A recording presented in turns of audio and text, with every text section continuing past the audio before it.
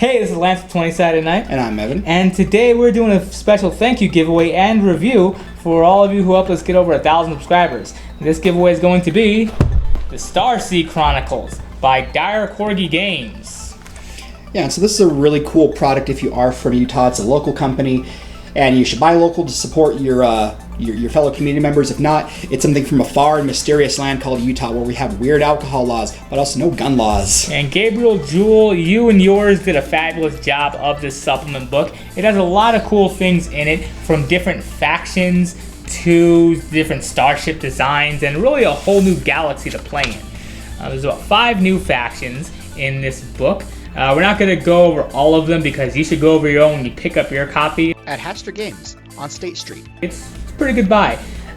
There's also new vehicles and technology and different ways to really make it so that the drift isn't the only means of space travel.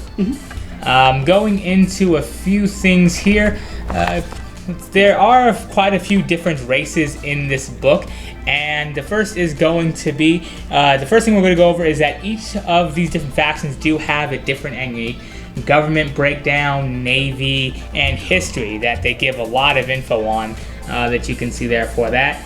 The art in this book, I like some of it doesn't really do it for me. I love the art that they use for different space and star systems that they use. The art for different the alien species themselves, the only reason why they don't do it for me, a lot of them are fairly humanoid, and there's already a lot of that already. Yeah, but what's really nice about this book is, unlike Starfinder books where you're going to have to buy several books and, look at everything together, like when we made our VESC video, we had to look at 5 different books and then the wiki. All of the information's here for the information about that race. It goes over things like laws, societal expectations, like how it's illegal for me to be throwing apples at people from my car. But on the other hand, it'd be perfectly legal for me to be walking down the street in a G-string, but it's just not done. Yeah, well, unless you're in Coachella, or Burning Man, or San Francisco. But then, rules are different. Yeah, it also does talk about their society, which is a nice change of pace. It also talks a lot about starships. There are a myriad of different ships in here, from lower tier ships like this separate medium merchant vessel to very high tier vessels and ships like different gunboats or large cruisers like the Rodeo class merchant cruiser or the Tracker class scout cruiser. They follow the same rules that you would find in Starfinder, where it comes from different tiers, speeds, armor classes and whatnot. But one thing that's nice that they did put in here is, instead of drift drives, they did put their own fast and light engines, and it goes into that quite a bit. Attack ports and different arcs that it fires in as well.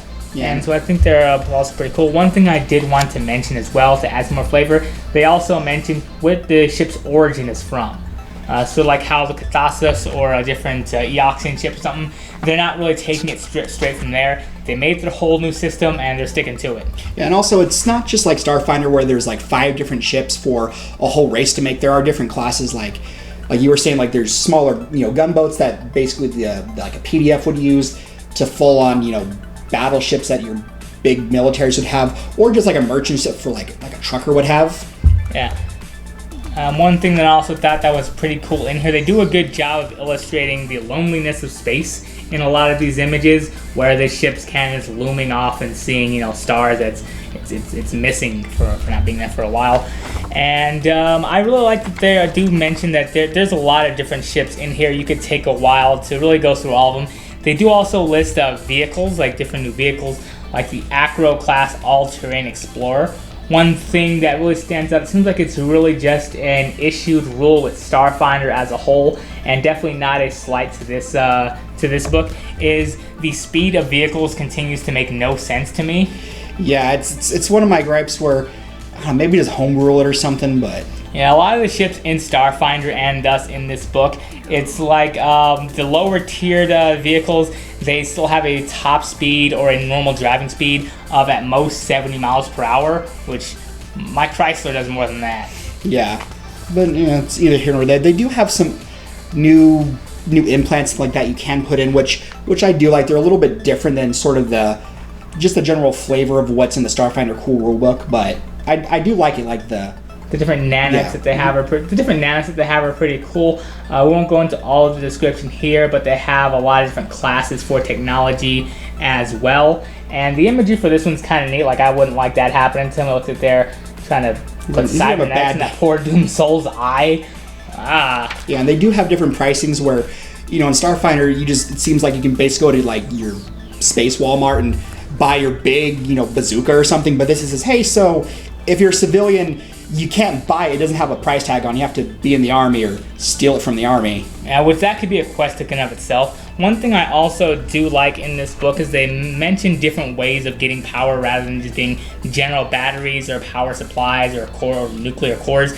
This one, it can be solar power, combustion engines for different societies that are not as advanced, fusion power, and different things like antimatter. Yeah, or you could use these other ways of power generation. Like, let's say your ship is stranded on a far desolate moon somewhere off in the middle of nowhere where you can't send a signal to someone, but to get your ship running again, you do need power. You could have your mechanic try to make like a windmill or something that's not just just Starfinder engine. But it does really speak to it's an entirely different galaxy that did progress in different ways. They also have different armor types and weapons that you can purchase here. Some of them are a bit more pricey, but they also do make a little bit more sense. The Sunburn Reflective Vest, it is level 1. It's 313 credits, which isn't a lot, but it's pretty well. It seems like it's more balanced than Starfinder's, where it does a 2-year EAC, nothing really for anything else. And you can just see it's a very... like a radiation suit. Yeah, which is really cool if they decided to put things like that in there.